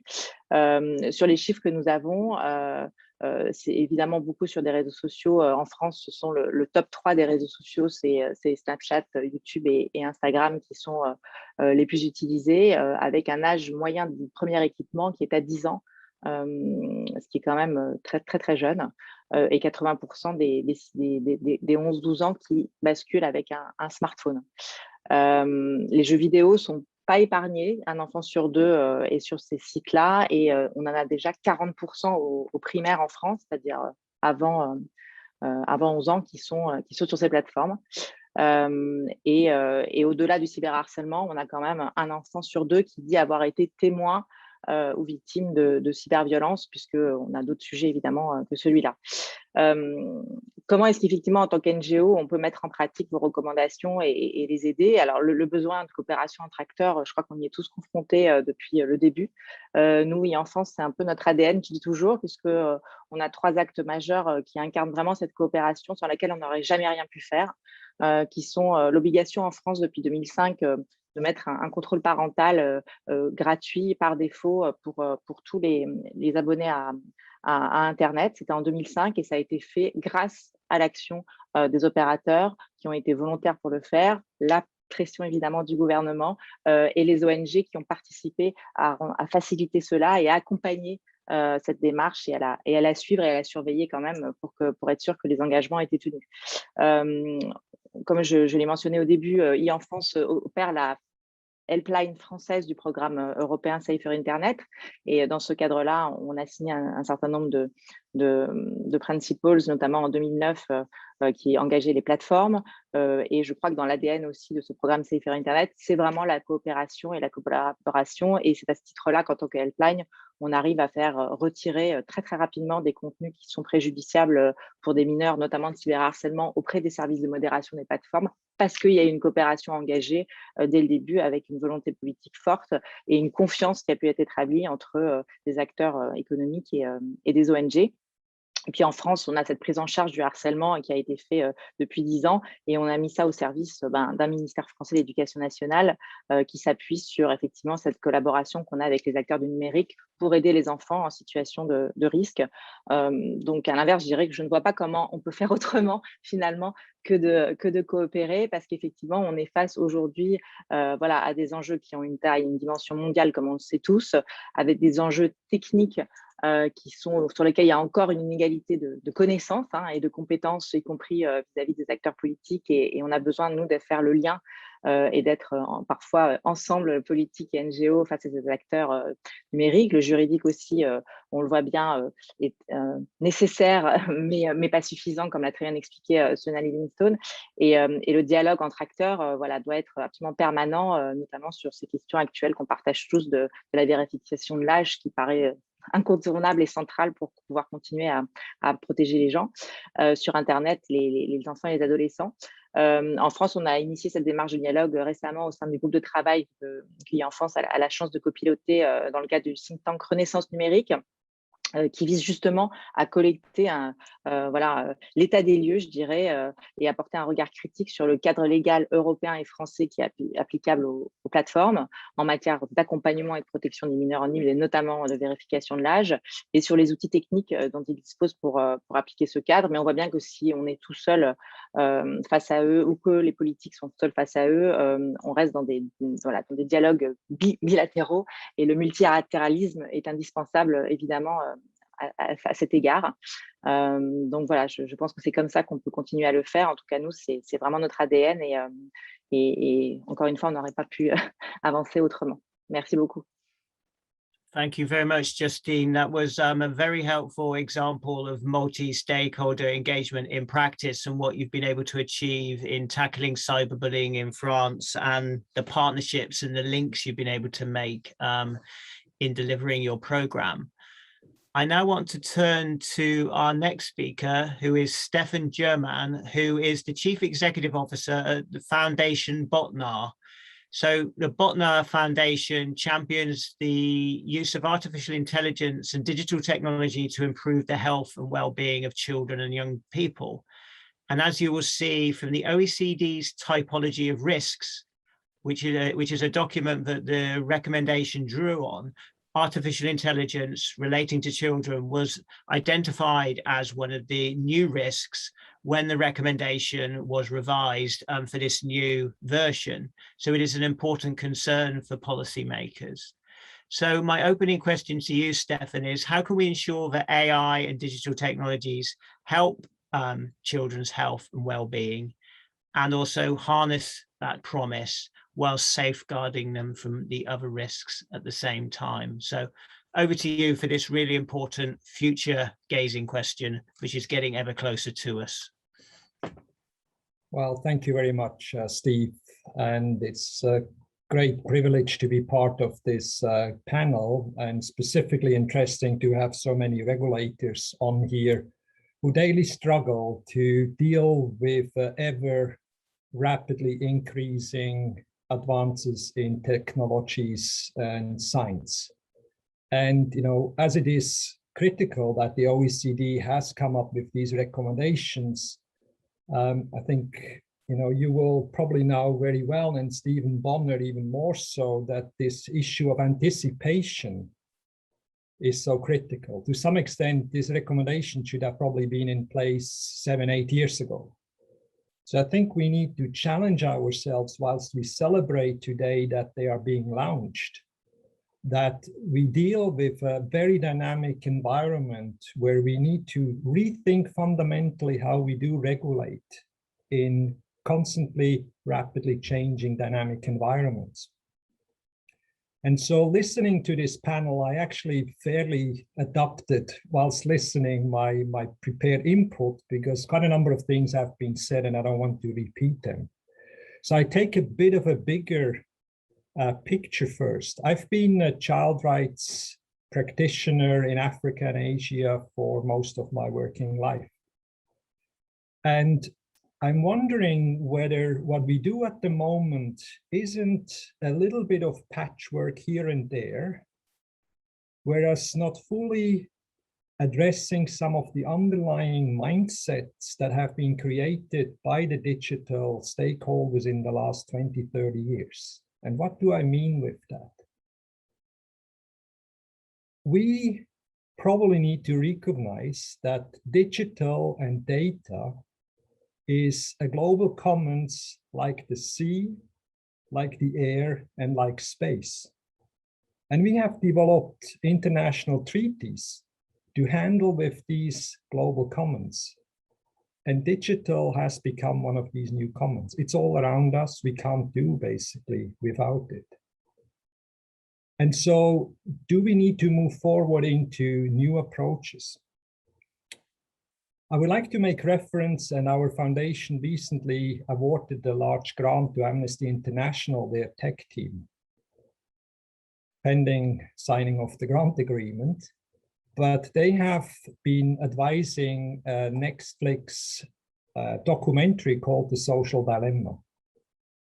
If we really look and understand of what are the business models of many of these big players in digital tech, I think we have to recognize that many of them have a fundamentally flawed business model because it's an addiction-based business model, not just for children, for all of us. We've been able, and it took some time to regulate tobacco. We have a framework agreement on tobacco control because it's based on an addiction that is harmful to some extent. And so I do think we need to challenge ourselves. And I would like to make reference to a very good report by the UN Special Rapporteur on Extreme Poverty, Philip Alston, who wrote to the UN General Assembly in 2019 a report on the digital welfare state, where he warned us, whilst embracing all the potential digital has, and I'm a digital kind of optimist, that we are at risk, and he used his words, stumbling zombie-like into a dystopian welfare state. And he has very strong recommendation, and I think that's exciting that the OECD is picking that up, that we need to do when governments think about AI solutions and develop them with big tech and then deploy them, that there is an end-to-end human rights impact assessment being done. I would like to welcome as well that the Office of the High Commission on Human Rights, the Committee on the Right of the Child, last year, or actually this year, launched the General Comment 25 that really looks at child rights within a digital sort of environment. And so I think we kind of really need collectively, and that's where this multi-stakeholder dialogue needs to come in. We should humble a bit ourselves and say that none of us have really the answers. The big tech doesn't have the answers, governments don't have the answer, regulators, civil society not, but only when we collaborate well together can we actually address and find answers. So one area that I feel hasn't really been touched sufficiently in this panel up to now is really, and that's quite a worrisome trend, that children and young people are targeted and profiled as consumers and data subject. Their play and leisure increasingly is observed, tracked, monetized, and their education is recorded and tracked. And it's embedded into all what is happening around them. And there are some discussions, I know that the World Health Organization internally and some others, the Partnership for Maternal, Newborn and Adolescents Child Health, and is thinking about the need for an optional protocol that really would give safeguard that children can grow up in an advertising-free world. And I think we need some really strong steps moving forward to really address some of these big challenges so that we can leverage the enormous potential. I mean, AI and big data, ambient intelligence that it's bringing in sensors and the sort of environmental factors all have huge potential for children to thrive, but only if we safeguard fully their rights end to end. Thank you so much. Thank you very much, Stefan. I think you've given us, some quite provocative thoughts there. I think particularly challenging us to think about how we keep pace and we anticipate the challenges ahead and the types of collective approaches we need. So hopefully we can return to these issues as we start to have some question and answers in a minute. I'd now like to go to our last speaker on the panel, Konstantinos Papachristou, who is the member of OECD YouthWise. I also know that you've created Teens for Greece, which is the first online think tank for Greek teenagers, and you've participated in a number of youth board initiatives. So the OECD recommendation highlights the importance of the participation of children in policy making. And I think it's important to stress the participation, not just doing research about children, but actually getting children to participate. So from your perspective, is the voice of children sufficiently taken into consideration? And why do we need to further focus on this question? So over to you for this last intervention.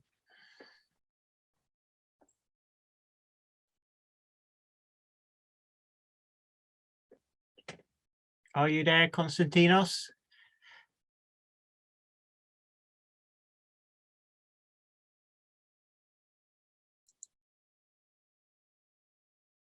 Okay, do you need to unmute your microphone and switch your video on?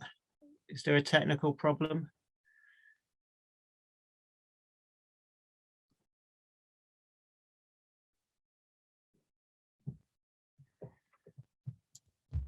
Okay, I might just pause briefly and ask the Secretariat just to contact Konstantinos to see if we can get him online. But in the meantime, I know I have an intervention requested from the Business and Industry Advisory Committee at the OECD, or BIAC as we call them. So I'll just quickly give the floor to BIAC and then we'll return to Konstantinos in a minute. BIAC, you have the floor.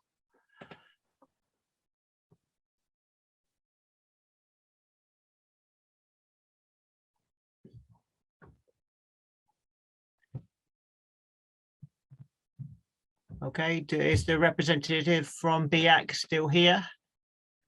Maybe they have left. Good morning. Can you hear me? There we go. We go. Okay, very good. Hello, Ellen. Over to you.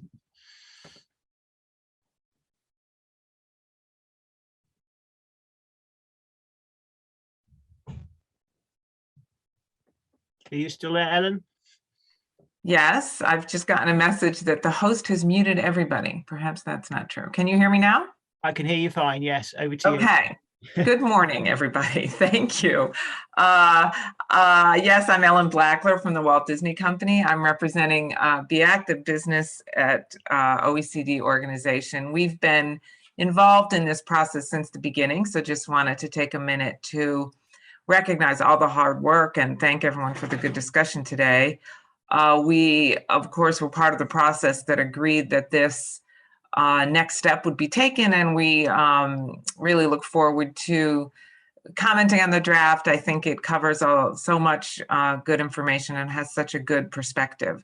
So the members of BIAC have just wanted to assure everyone that we're following this closely and share a lot of the perspectives here about how we can best improve the environment for kids on the internet. So I won't delay the proceedings any more than that, just to say thank you to everyone and congratulations on this next step, and we'll look forward to bringing it to conclusion.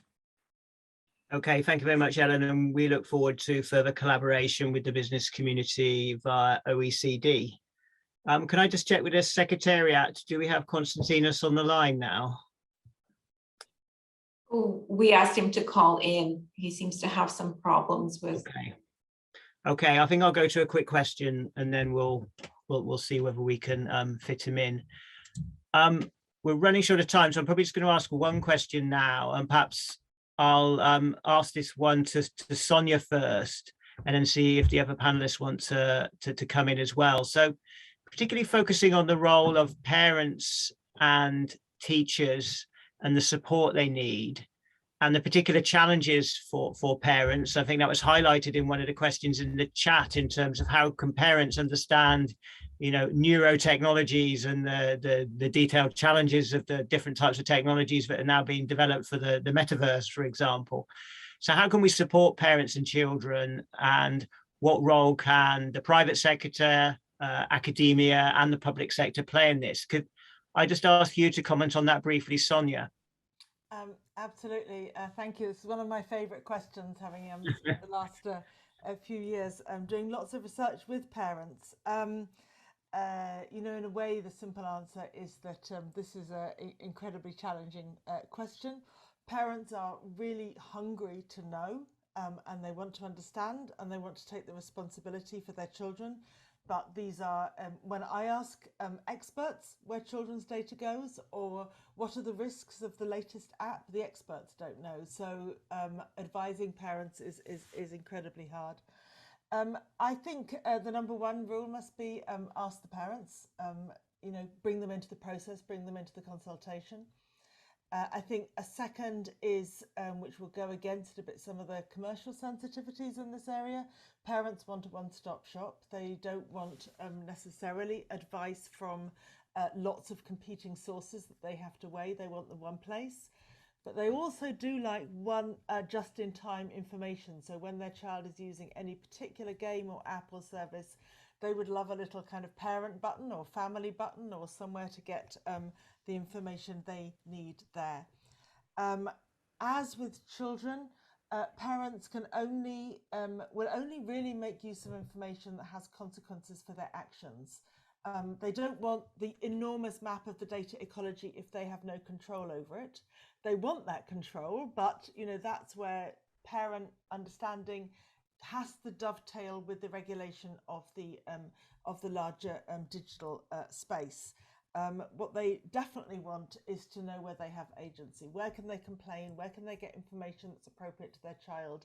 What role can they play? And who can they turn to if they think someone else should be playing a role and isn't doing it right? And just the last point I'll make, any policy which relies on parents is vital. We have to rely on parents, but it really risks inequalities, because, you know, well-educated middle-class parents with a bit of time on their hands will find it much easier to engage with this information than hard-pressed, disadvantaged parents suffering all kinds of struggles that life throws at them. So we really have to pay attention to inequalities and address those. Thank you. Okay, thank you very much, Sonia. We look forward to hearing more of your research as that continues in that area as well. I'll just quickly see if any of the other panelists have got a quick perception on that question. Have you got a perception on it from a commercial perspective, Chris, from Lego? Yeah, I mean, thanks, Stephen. And three very quick points. I think, you know, the consistent efforts towards meaningful transparency, even if intended to help children understand, will aid parents in understanding as a natural consequence of that. So I think, you know, that process is key. One really interesting insight from our experiences in a product that we launched, which was called Build and Talk, which is essentially a play-based activity to facilitate conversation between parents and guardians and children. I think rather than necessarily just going to one or the other, finding ways to connect and facilitate, to curate that conversation between parents, guardians and children is a valuable area to continue investing in. And then the third part, which is a much bigger challenge, but I think one that Sonia alluded to as well, is around providing this kind of consumer choice architecture, which allows parents to understand and identify what is good for their children. And there's part of a role in that for business, part of a role in that for government, and all of those myriad of stakeholders that Sonia alluded to earlier. Okay, thank you very much, Chris. It's really helpful to have that insight in terms of the different perspectives that need to be brought on this. I think particularly learning about how you've dealt with that in a commercial context. I'm just going to pause now to check with the Secretariat, actually. So just seeing whether Konstantinos can join us now, because I'm very much keen to get the voice of youth here and the work you've been doing. Konstantinos, can you hear us? Yeah, I can. Can you hear me? Yes, yes, we can. Sorry that you've had some technical problems, but obviously very welcome at this event, and you're really the last speaker, and it's perhaps really good that you're the last speaker in terms of bringing youth participation into this, and it's a part of the OECD recommendation. So could you give your perspective on whether we're doing enough in terms of youth participation and what else we need to do? No, thank you very much. Sorry for the technical difficulties. No, I think it's a very interesting topic, and I mean, to connect to what we've been discussing today about the internet and the digital age we live in. I mean, I'm 19 years old, so I can never imagine. I've never lived in a time where the internet didn't exist. I've used it for school, to connect and speak to my friends, for everything, for fun activities. But that's not necessarily the case for everyone. There are still fundamental inequalities in terms of internet access, speaking even for like access to laptops, to phones, to digital devices. And on the other side, you still have inability to access a free and independent internet in certain countries or certain regions of the world. So if we want to speak about participation in general and child participation, I think it's really important that we first speak about access, because access and knowledge is necessary to participate. And if we look at the stakeholders that even though we have here in the panel, everyone has a role in it. The governments who can provide, I don't know, access or devices. On the other side, the private sector, we've seen, for example, the Lego initiative that was mentioned earlier, they're doing a lot of work. And there are numerous other examples of private initiatives or NGOs doing work on access, on how to improve the internet and also keep it safe.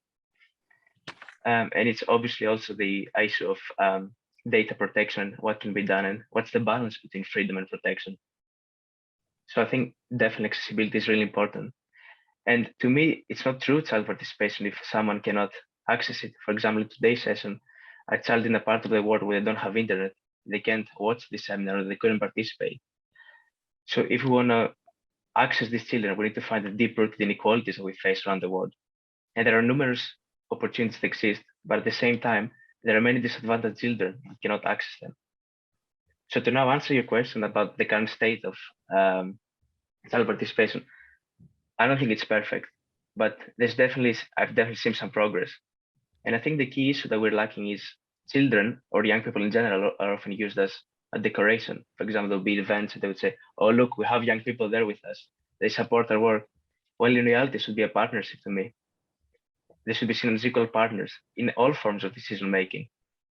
And to add to that, a lot of, I don't know, governments or organizations, they only limit them to youth issues. They'll have them in the youth agenda or in youth ministries.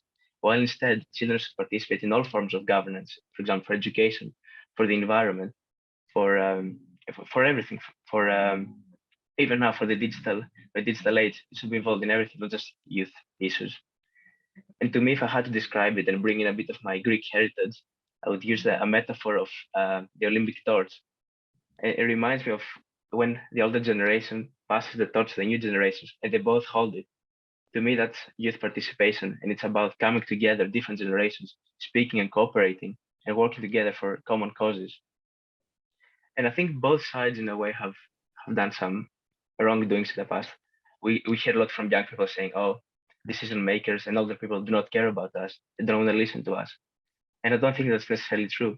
And on the other side, you have older people or decision makers saying, oh, young people are not experts. They don't have the knowledge to participate on such high level panels.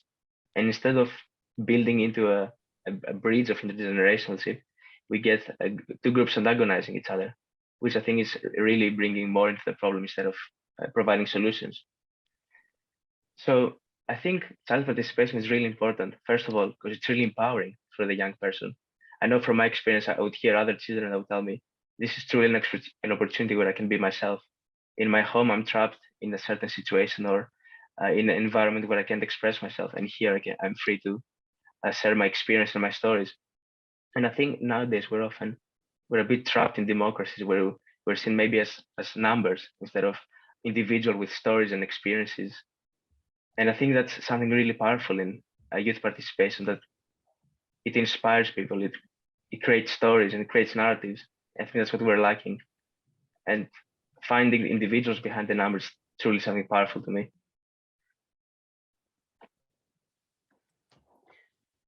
Thank you very much for your intervention. I think that's hopefully really thought-provoking and what we need to take away in terms of meaningful youth participation, and your messages about, you know, participation, not decoration, you know, bringing children to the central issues, and using the power of stories and not just numbers as well, because we can often just look at, often we quote a lot of numbers and statistics in this area, but how do we use qualitative and different ways of understanding this through our research as well. So thank you very much for your perspective on those questions as well, and we look forward to further input from OECD YouthWise into the work as we continue to implement the recommendation.